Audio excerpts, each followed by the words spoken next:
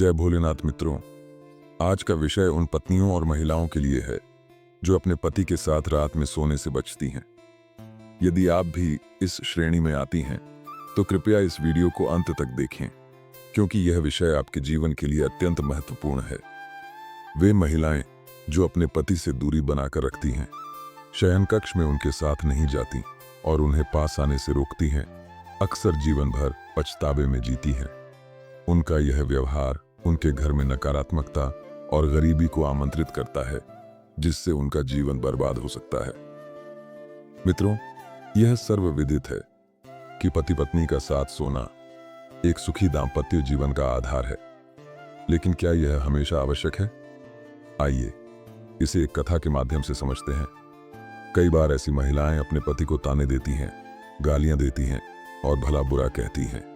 यह न केवल उनके रिश्ते को कमजोर करता है, बल्कि घर में नकारात्मक ऊर्जा भी लाता है। जो पत्नी अपने पति को अपने पास आने से रोकती है, उसे इसका परिणाम भारी पाप के रूप में भुगतना पड़ता है। तो चलिए इस कथा का आरंभ करते हैं। एक समय की बात है, मध्य प्रदेश के एक शांत नगर के पास एक जंगल था। जंगल के बीच एक नदी बहती थी, जिसके किनारे छोटे छोटे पेड़ थे। वहां एक धनी व्यक्ति अपनी पत्नी और बच्चों के साथ रहता था। उसकी पत्नी अत्यंत सुंदर थी, जिसे देखकर कोई भी मोहित हो जाता। एक बार रात का तीसरा पहर था। सभी लोग गहरी नींद में थे, लेकिन वह धनी व्यक्ति जंगल की ओर बढ़ता चला जा रहा था। उसके चेहरे पर डर का कोई निशान नहीं था। ऐसा लग रहा था जैसे वह किसी खास चीज की तलाश में है जो उसे मिलने वाली है। वह तेजी से जंगल की गहराई में आगे बढ़ता चला गया। चलते चलते अचानक उसकी नजर एक पुराने घर पर पड़ी। जैसे ही वह घर के पास पहुंचा, उसने देखा कि वहां एक अत्यंत सुंदर स्त्री खड़ी थी। उस स्त्री को देखकर उसके चेहरे पर हल्की मुस्कान आ गई। वहीं स्त्री ने भी उसे देखा और मुस्कुराई।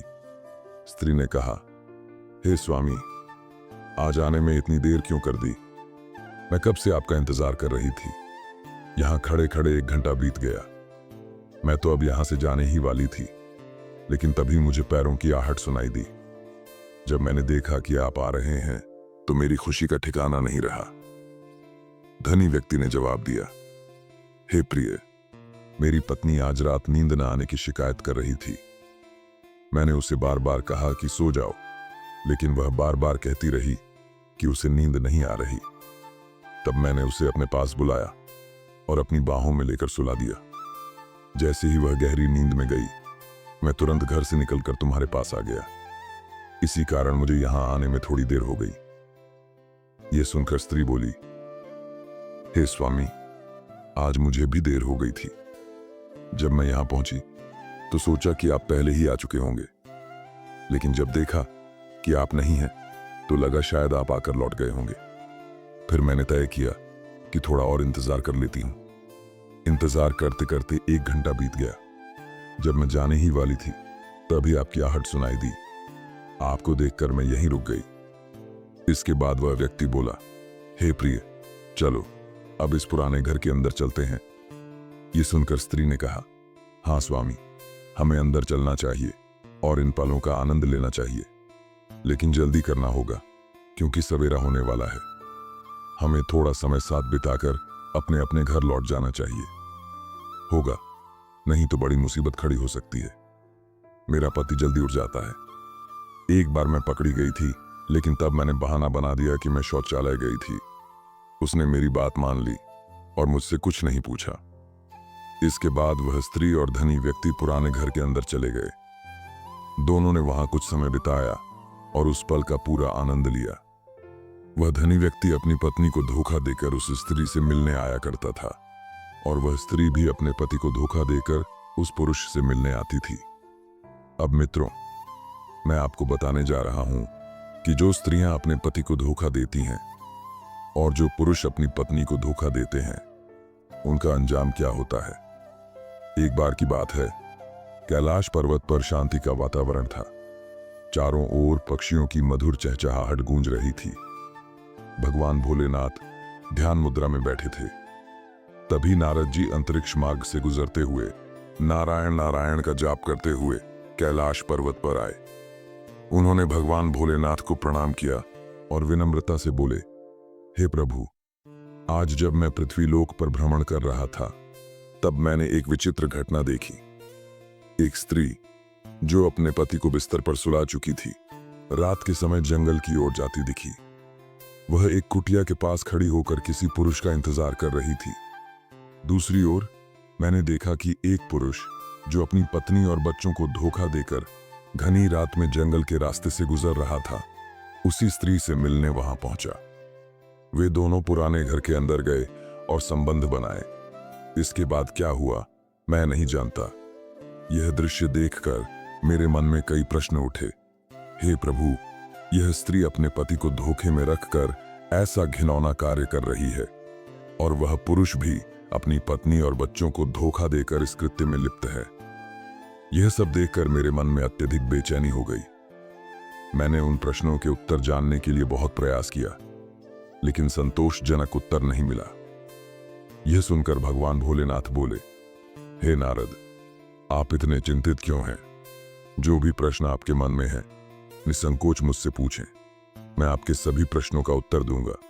इसके बाद भोलेनाथ ने कहा, हे नारद, यह कलयुग का समय है। इस युग में ऐसे कार्य होना कोई आश्चर्य की बात नहीं है, परंतु तुम अपने मन में उठ रहे प्रश्न मुझसे पूछो, मैं तुम्हारे हर प्रश्न का उत्तर देने के लिए तैयार हूं। तब नारद जी बोले, हे प्रभु, मेरा पहला प्रश्न ये है कि वे कौन सी स्त्रियां होती हैं जो अपने पति को अपने पास सोने नहीं देती हैं, और ऐसी स्त्रियों के साथ क्या होता है? उन्हें कौन सा पाप लगता है? कृपया मुझे इसका उत्तर दें।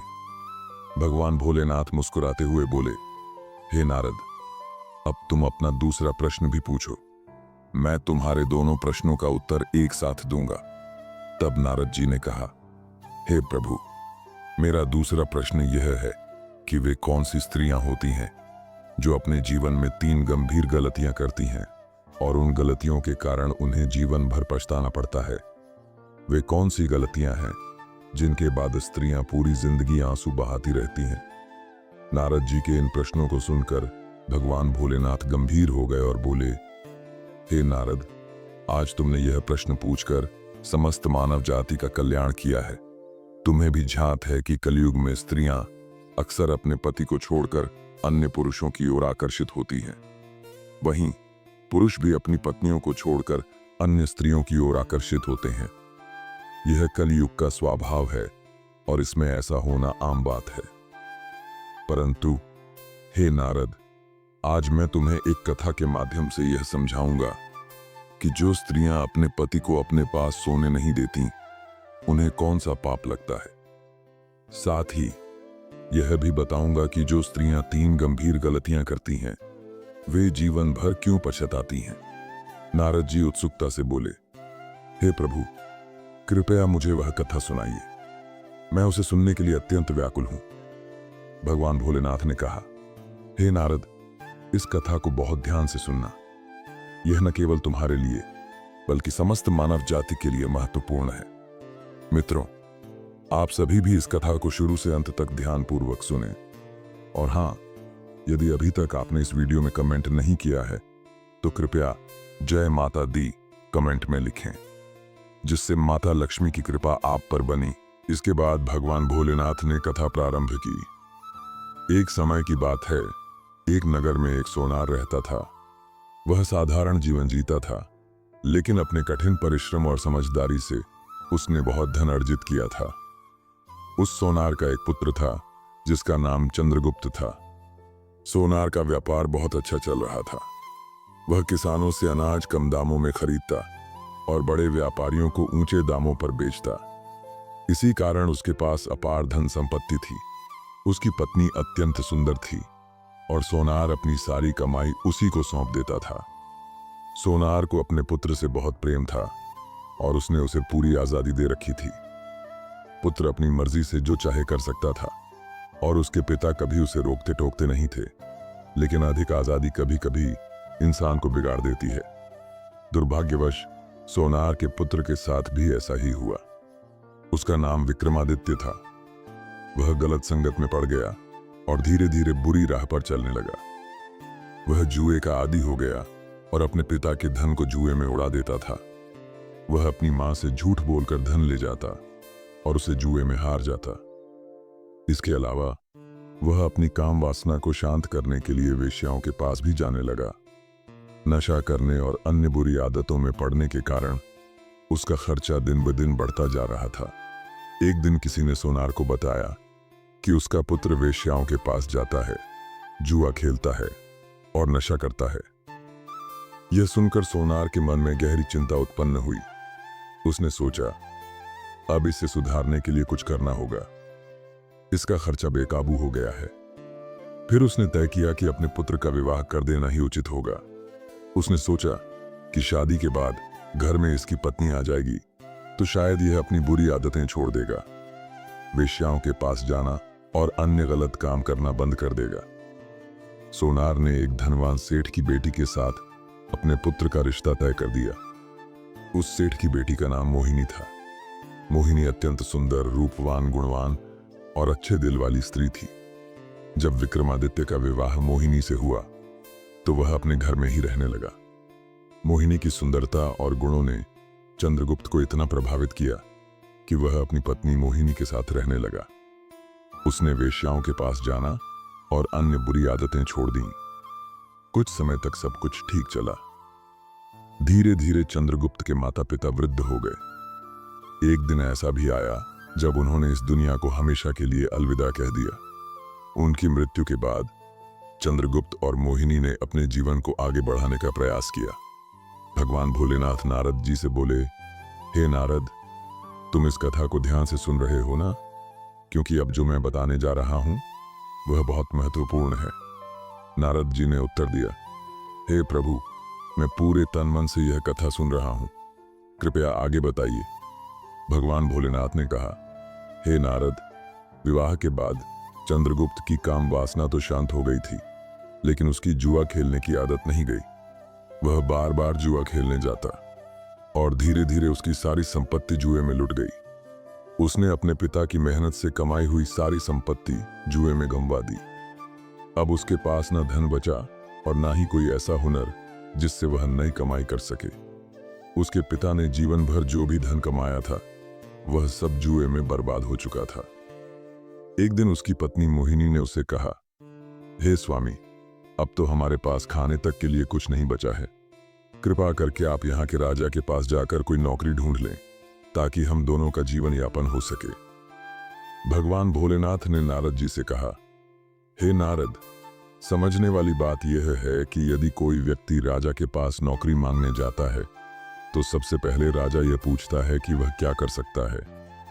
यदि उस व्यक्ति के पास कोई हुनर या विशेष कौशल हो तो उसे नौकरी मिल जाती है, लेकिन यदि उसके पास ना कोई हुनर हो और ना ही कोई ज्ञान तो उसे अयोग्य मानकर वहां से भगा दिया जाता है। हे नारद देव, मनुष्य का ज्ञान और उसके गुण ही उसकी असली पहचान होते हैं, लेकिन चंद्रगुप्त के पास न तो कोई विशेष गुण था, न ही कोई ज्ञान, न धन था और न ही कोई कौशल। वह अपने जीवन के उस मोड़ पर आ पहुंचा था जहां केवल पछतावा ही उसके हिस्से में बचा था।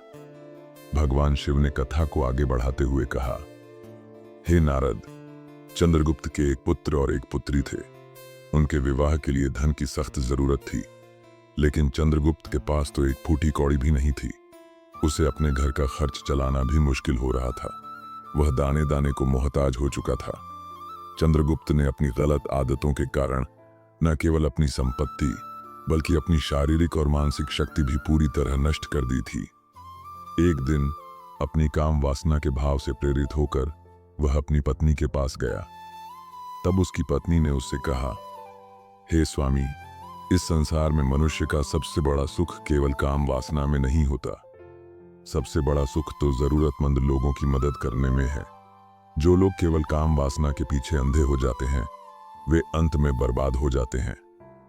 तब चंद्रगुप्त की पत्नी ने आगे कहा, हे स्वामी, अब मैं तुम्हें 3 ऐसी गलतियों के बारे में बताने जा रही हूं जिन्हें मनुष्य को बहुत ध्यान से समझना चाहिए, क्योंकि ये गलतियां चाहे अनजाने में की जाएं या जानबूझकर व्यक्ति को पूरी तरह से बर्बाद कर देती हैं।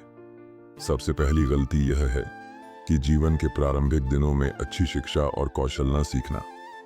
जो लोग युवावस्था में सही दिशा में शिक्षा या हुनर हासिल नहीं करते, उन्हें अपने पूरे जीवन और करियर में अनेक परेशानियों का सामना करना पड़ता है। यही गलती उनके जीवन भर का सबसे बड़ा कष्ट बन सकती है। दूसरी गलती यह है कि कार्यों को टालने की आदत। यदि आप अपनी जवानी के दिनों में कामों को टालते रहते हैं और समय का सही उपयोग नहीं करते, तो आगे चलकर अपने लक्ष्य को पाने में अत्यधिक कठिनाइयों का सामना करना पड़ता है। तीसरी गलती है गलत संगति में पड़ना। युवावस्था में बुरी संगत और आदतों का शिकार होना आपकी तरक्की के मार्ग को अवरुद्ध कर देता है और आपको बर्बादी की ओर ले जाता है। चंद्रगुप्त की पत्नी ने आगे कहा, और सबसे महत्वपूर्ण बात यह है कि सेहत का ध्यान न रखना। यदि आप अपनी जवानी के दिनों में शारीरिक और मानसिक सेहत का ख्याल नहीं रखते, तो आगे चलकर गंभीर बीमारियों का सामना करना पड़ सकता है। इसलिए अपने स्वास्थ्य का ध्यान रखना अत्यंत आवश्यक है। हे स्वामी, तुमने अपने जीवन की शुरुआत ही गलत तरीके से की और यही कारण है कि आज हमें इस तरह की कठिनाइयों का सामना करना पड़ रहा है। अब मैं तुम्हारे साथ किसी भी प्रकार की काम क्रीड़ा नहीं करना चाहती, न ही मैं तुम्हारे साथ सोना चाहती हूँ और न ही तुम्हें अपने पास सुलाना चाहती हूँ। हमारी उम्र अब आधी से भी अधिक हो चुकी है। अब मैं भगवान की सेवा करना चाहती हूँ। मुझे विश्वास है कि भगवान हमारी सहायता अवश्य करेंगे। अब यही समय है आत्मा को परमात्मा से जोड़ने का। बाल अवस्था यानी जवानी तक मनुष्य का जीवन ब्रह्मचर्य होता है। ब्रह्मचर्य के बाद विवाहित जीवन में प्रवेश किया जाता है। विवाहित जीवन में लोग पुत्र की कामना करते हैं, फिर पुत्र के विवाह की। इसके बाद वृद्धावस्था आ जाती है और मनुष्य वहीं लौट जाता है जहां से उसने शुरुआत की थी, अर्थात ब्रह्मचर्य जीवन। इसलिए हे स्वामी, यह आवश्यक है कि अब वृद्धावस्था को जवानी की तरह बर्बाद न किया जाए। हमें पूजा पाठ, भजन, कीर्तन आदि में समय बिताना चाहिए। मैं अपने आप को अब और बर्बाद नहीं करना चाहती। अब तुम मेहनत पर ध्यान दो और काम वासना के विचारों को छोड़ दो। भगवान अवश्य हमारी सुनेंगे और हमारी कठिनाइयों का हल देंगे। आगे भगवान भोलेनाथ कहते हैं, हे नारद, चंद्रगुप्त की पत्नी ने जो कहा वह बिल्कुल सही था। जो लोग सच्चे मन से मुझसे जुड़ते हैं, कभी किसी चीज की कमी नहीं होती। कुछ समय बाद एक बूढ़ी औरत चंद्रगुप्त की पत्नी से मिली। वह औरत अकेली थी और उसने अपनी सारी धन संपत्ति चंद्रगुप्त की पत्नी को सौंप दी। उसने कहा, मेरे पास कोई संतान नहीं है, तुम ही मेरा सहारा बनो। मुझे तो केवल 2 वक्त की रोटी मिल जाए, यही मेरे लिए पर्याप्त है। वह बूढ़ी औरत चंद्रगुप्त के घर पर ही रहने लगी और उनके परिवार का हिस्सा बन गई। भगवान भोलेनाथ आगे बोले, हे नारद, यह कथा इस बात का प्रमाण है कि सच्चे मन और समर्पण के साथ जो लोग जीवन में सत्य और धर्म का पालन करते हैं, उनकी सहायता के लिए मैं स्वयं कोई ना कोई माध्यम भेजता हूं। चंद्रगुप्त ने अपने दोनों पुत्रों का विवाह कर दिया और पूरे परिवार के साथ सुखपूर्वक जीवन बिताने लगा। भगवान भोलेनाथ कहते हैं, हे नारद देव, उस बूढ़ी महिला के धन से चंद्रगुप्त के परिवार की स्थिति में सुधार तो आ गया और उनके घर में धन की कोई कमी नहीं रही, लेकिन चंद्रगुप्त धीरे धीरे गलत राह पर चल पड़ा। उसकी पत्नी ने उसके साथ सोने और काम क्रीड़ा करने से मना कर दिया, जिससे चंद्रगुप्त का मन अशांत हो गया। भगवान भोलेनाथ आगे कहते हैं, हे नारद, चंद्रगुप्त ने अपनी पत्नी के इस व्यवहार से परेशान होकर एक गलत रास्ता चुन लिया। वह एक अन्य स्त्री के प्रेम जाल में फंस गया। चूंकि उसकी पत्नी ना तो उसके साथ सोती थी और ना ही उसकी काम वासना को शांत करने के लिए उसके साथ समय बिताती थी, इस कारण वह अपनी इच्छाओं को शांत करने के लिए रात्रि में घर से बाहर गांव के एक पुराने मकान में उस स्त्री से मिलने जाने लगा। वहां वह अपनी काम वासना को शांत करता और फिर दोनों अपने अपने घर लौट आते। भगवान भोलेनाथ कहते हैं, हे नारद देव, मेरा अभिप्राय यह है कि किसी भी स्त्री को अपने पति का पूरी तरह त्याग इस तरह से नहीं करना चाहिए जैसा चंद्रगुप्त की पत्नी ने किया। जब कोई स्त्री अचानक अपने पति से दूरी बना लेती है, रात्रि में उसके साथ सोना बंद कर देती है या शारीरिक संबंधों से इनकार कर देती है, तो अक्सर पति गलत राह पर चल पड़ता है। पति को सही मार्ग पर लाने के लिए धैर्य और समझदारी की आवश्यकता होती है। जो धीरे धीरे ही संभव है। अब मैं स्त्रियों के लिए 3 महत्वपूर्ण बातें बताता हूं जिन्हें उन्हें हर हाल में समझना चाहिए। पहला नियम, स्त्री को अपने पति के साथ रात्रि में सोना कभी भी पूरी तरह से बंद नहीं करना चाहिए। यदि स्त्री ऐसा करती है तो उसका पति दूसरी स्त्रियों की तलाश में निकल ही जाता है।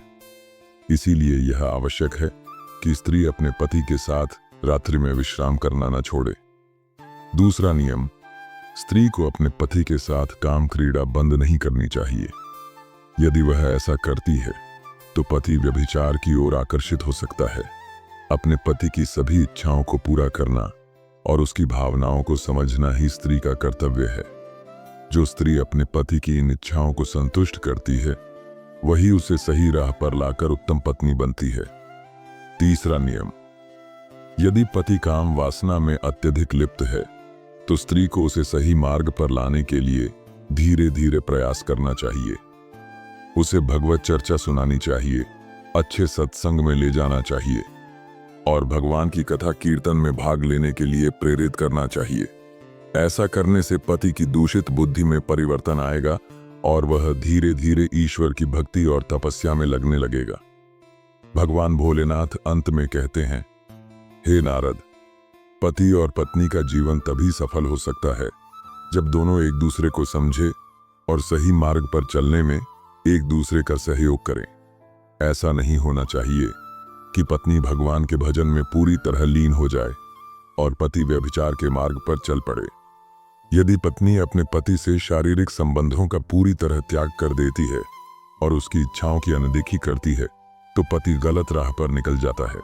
पति और पत्नी जीवन रूपी गाड़ी के 2 पहिए होते हैं। अगर एक पहिया अपने मार्ग से भटक जाता है तो गाड़ी को झटके लगते हैं और उसका संतुलन बिगड़ जाता है। इसलिए स्त्री का यह कर्तव्य बनता है कि वह हर प्रकार से अपने पति की इच्छाओं को पूरा करते हुए उसे सही मार्ग पर लाने का प्रयास करे। जो स्त्रियां ऐसा करती हैं वे समाज में सबसे श्रेष्ठ मानी जाती हैं। वे अपने पति को गलत राह पर जाने से रोकती हैं और उसे व्यभिचार से बचाती हैं। इस तरह वे न केवल अपने जीवन का कल्याण करती हैं बल्कि अपने पति के जीवन को भी सुधारती हैं। भगवान भोलेनाथ कहते हैं, हे नारद, अब तो आप जान ही गए होंगे कि जिस पुरुष को आपने उस पुराने घर में एक स्त्री के साथ काम क्रीड़ा में लिप्त देखा वह चंद्रगुप्त ही था। चंद्रगुप्त की पत्नी ने उससे शारीरिक संबंधों का त्याग कर लिया था।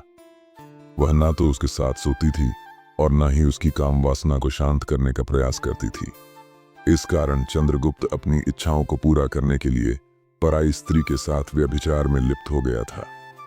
भगवान भोलेनाथ कहते हैं, हे नारद, पति पत्नी के रिश्ते को अच्छा बनाने के लिए सबसे जरूरी बात यह है कि दोनों एक दूसरे की भावनाओं और जरूरतों का सम्मान करें।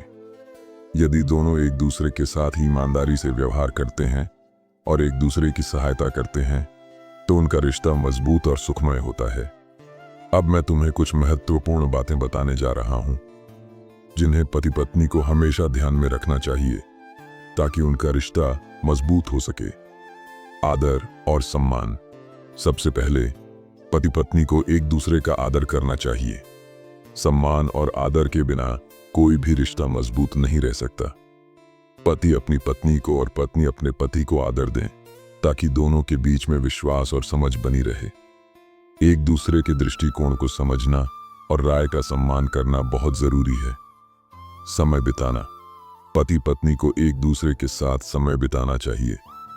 आजकल के व्यस्त जीवन में बहुत से लोग एक दूसरे के साथ समय नहीं बिता पाते, लेकिन इससे रिश्ते में दूरियां बढ़ सकती हैं। इसलिए उन्हें चाहिए कि वे समय समय पर एक दूसरे के साथ बातचीत करें, किसी साझा गतिविधि में शामिल हो और रिश्ते को और भी बेहतर बनाने के लिए समय बिताएं। संचार का महत्व। पति पत्नी के बीच खुला और ईमानदार संवाद होना बहुत जरूरी है। अगर दोनों एक दूसरे से अपनी समस्याओं, विचारों और भावनाओं को शेयर करते हैं तो न केवल वे एक दूसरे को बेहतर समझ पाते हैं बल्कि रिश्ते में विश्वास और सहानुभूति भी बढ़ती है। जो लोग एक दूसरे से अपनी परेशानियों को छिपाते हैं वे जल्द ही अपने रिश्ते में समस्याओं का सामना करते हैं। धैर्य और समझदारी। किसी भी रिश्ते में उतार चढ़ाव आते रहते हैं। जब पति पत्नी के बीच मतभेद होते हैं तब धैर्य और समझदारी से काम लेना चाहिए। गुस्से में आकर किए गए फैसले हमेशा गलत हो सकते हैं, इसलिए जो कुछ भी होता है उसे शांतिपूर्वक और धैर्य से सुलझाने का प्रयास करें। यह रिश्ते को और भी मजबूत बनाता है। आपसी विश्वास। विश्वास किसी भी रिश्ते की नींव है। पति पत्नी के बीच विश्वास होना चाहिए ताकि वे एक दूसरे के साथ अपने विचार और इच्छाओं को साझा कर सकें। विश्वास के बिना किसी भी रिश्ते में दरारें आ जाती हैं और यह जल्द ही टूट सकता है। प्रिय दर्शकों, अगर यह कथा आपको अच्छी लगी हो तो वीडियो को लाइक करके चैनल को भी सब्सक्राइब कर ले ताकि आप तक ऐसी ही वीडियो आती रहे। धन्यवाद। फिर मिलते किसी और वीडियो में।